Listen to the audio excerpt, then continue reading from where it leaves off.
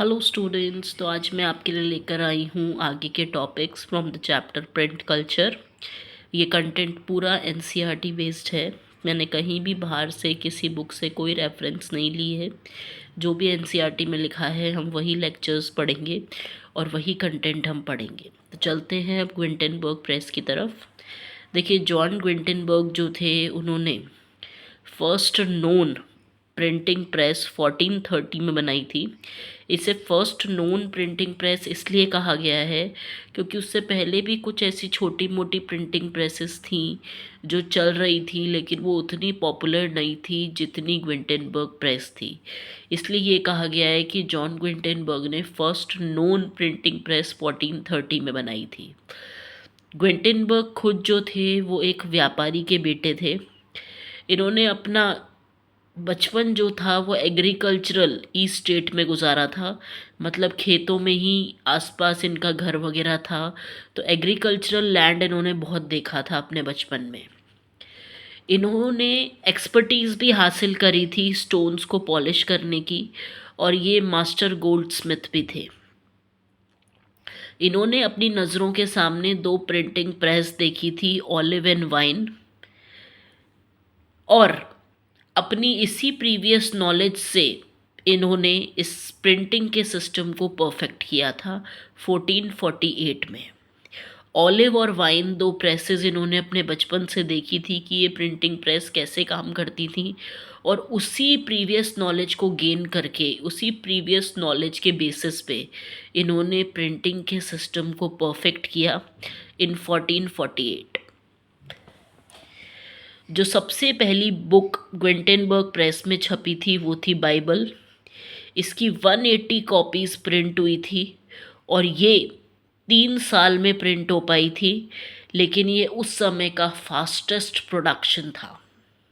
3 साल में 180 कॉपीज़ भी किसी की किताब की छप रही हैं, तो उस समय पर ये एक बहुत बड़ा फास्टेस्ट प्रोडक्शन माना गया था उस समय का। तो अगर आपसे गुटेनबर्ग प्रेस के बारे में पूछा जाता है तो आप ये पूरा कंटेंट लिख सकते हैं। पूरा एनसीईआरटी बेस्ड है ये। अब हम चलते हैं आगे के क्वेश्चन की तरफ। आगे का क्वेश्चन ये कह रहा है, new technology did not entirely replace the existing art of hand printing. देखिए, हमें इस स्टेटमेंट को जस्टिफाई करना है कि नो डाउट नई टेक्नोलॉजी आ चुकी थी, मैकेनिकल प्रिंटिंग भी धीरे धीरे आ चुकी थी, लेकिन तब भी मैकेनिकल प्रिंटिंग जो थी वो हैंड प्रिंटिंग को पूरी तरीके से डिस्प्लेस या फिर रिप्लेस नहीं कर पाई थी। इस बात को हम कैसे जस्टिफाई कर सकते हैं?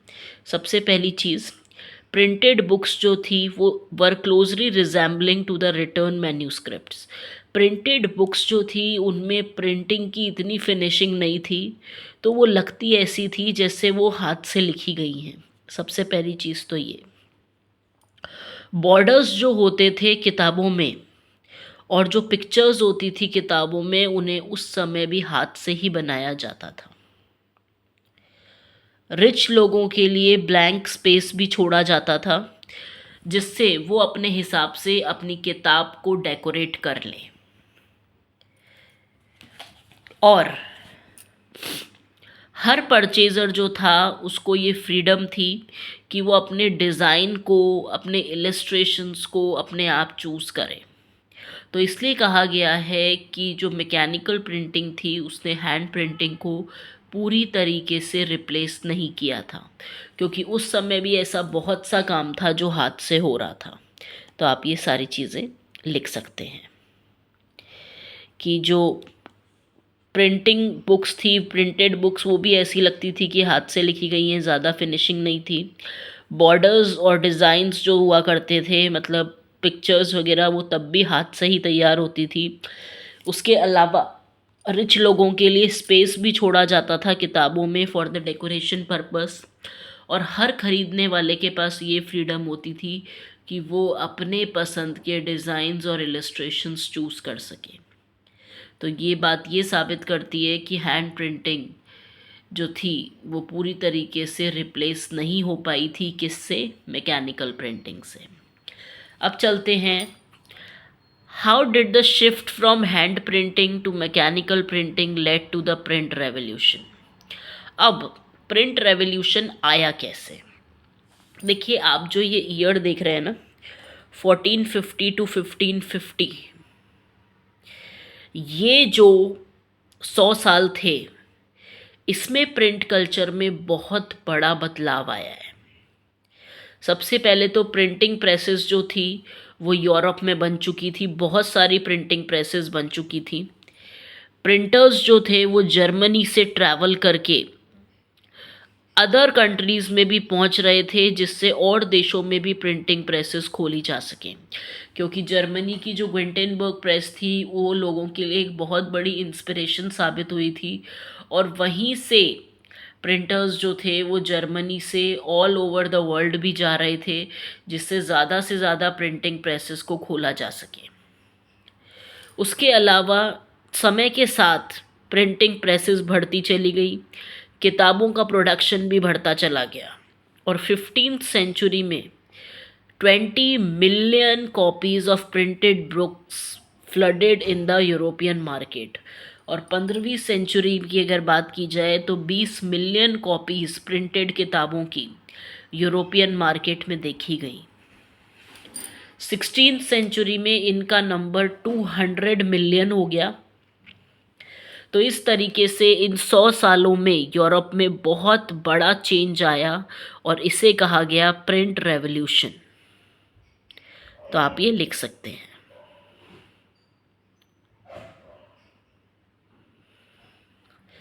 अब चलते हैं, what led to the emergence of new reading public. अब देखिए, जब प्रिंट कल्चर आया उसके बाद लोगों में धीरे धीरे पढ़ने की आदत भी डेवलप हो गई। तो वो किस तरीके से न्यू रीडिंग पब्लिक एमर्ज हुई?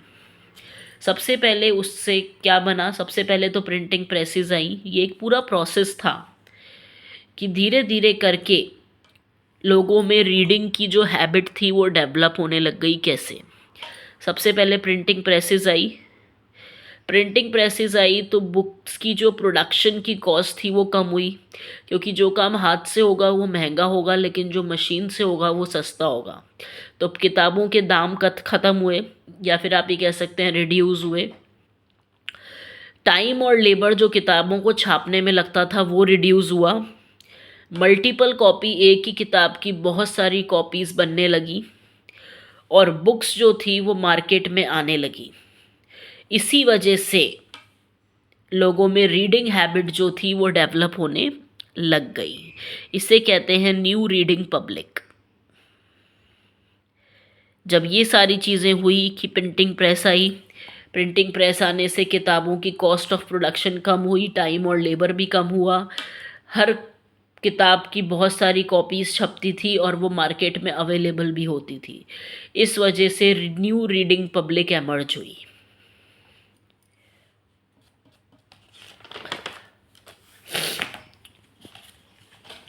उसके अलावा इसमें आप ये भी बता सकते हैं कि पहले जो रीडिंग थी वो सिर्फ अलाइट्स के हाथ में थी। अलाइट्स ही रीड करते थे, क्योंकि पढ़े लिखे ही वो होते थे, तो और कोई रीड नहीं कर पाता था। कॉमन लोग जो थे वो क्या करते थे, उनके पास नॉलेज पहुंचती थी ओरली, क्योंकि वो लोग क्या थे, illiterate. Now books could reach to the wider section of the people. In this manner, hearing public was converted to reading public. लेकिन बाद में क्या हुआ, जब किताबें हर लैंग्वेज में छपने लग गई, किताबें सस्ती हो गई, किताबों को और कैटेगरीज़ के लोग भी ख़रीदने लग गए, तो अपने आप जो हियरिंग पब्लिक थी वो रीडिंग पब्लिक में कन्वर्ट हो गई। तो आप ये सारी चीज़ें बता सकते हैं कि इस तरीके से एक न्यू रीडिंग पब्लिक जो थी उसका एक सेक्शन, या फिर आप ये कह सकते हैं एक सोसाइटी जो होती है, सेक्शन ऑफ द सोसाइटी, वो बन गया कि अब धीरे धीरे करके लोगों ने भी किताबें पढ़ने में इंटरेस्ट दिखाने लग गए लोग। तो आप ये सारी चीज़ें लिख सकते हैं। अब हम चलते हैं, how did people recognize print. अब देखिए, लोग जो थे उन्होंने प्रिंट को कैसे लिया। देखिए, जब समाज में कोई नया बदलाव आता है तो कुछ लोग तो उस चीज़ को वेलकम करते हैं, और कुछ लोग उस चीज़ को क्रिटिसाइज़ भी करते हैं। तो ऐसा ही प्रिंट के साथ भी हुआ कि कुछ लोग प्रिंट को बहुत अच्छा मान रहे थे, प्रिंट कल्चर को, लेकिन कुछ लोग प्रिंट कल्चर को बिल्कुल भी अच्छा नहीं मान रहे थे। जैसे देखिए लोग क्या कह रहे थे, print created possibility for the wider circulation of idea. देखिए कुछ लोग इतनी अच्छी बात बोल रहे थे कि प्रिंट की वजह से बहुत ज़्यादा आइडियाज़ सर्कुलेट होने की पॉसिबिलिटीज़ होती है। क्योंकि देखिए जब इंसान अपने विचारों को लिखता है तो वो लाखों लोगों तक, करोड़ों लोगों तक पहुंचते ही हैं। प्रिंट में इतनी ताकत है। तो सबसे पहली चीज़ तो ये कि प्रिंट से सर्कुलेशन होने लग गया आइडियाज़ का। दूसरी चीज़, प्रिंट ने एक नया वर्ल्ड बनाया डिबेट एंड डिस्कशन का। देखिए जब इंसान किताबें पढ़ता है तो उसे तर्क वितर्क करने की भी क्षमता आती ही है। आज अगर बेचारा कोई आदमी है जो कभी उसने स्कूल का दरवाज़ा तक नहीं देखा, तो वो हमेशा चुपचाप सबकी बात मान लेता है। लेकिन वो आदमी जिसने पढ़ाई लिखाई की है, जिसे दुनियादारी की समझ है, वो डिबेट और डिस्कशन हर काम में करता है। तो ऐसा ही प्रिंट कल्चर के साथ भी हुआ कि प्रिंट कल्चर की वजह से एक नया वर्ल्ड डेवलप हुआ डिबेट एंड डिस्कशन का।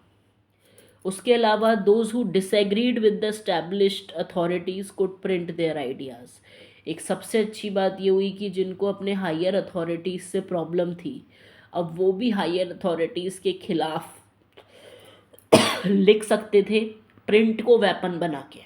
तो ये भी एक बात हुई।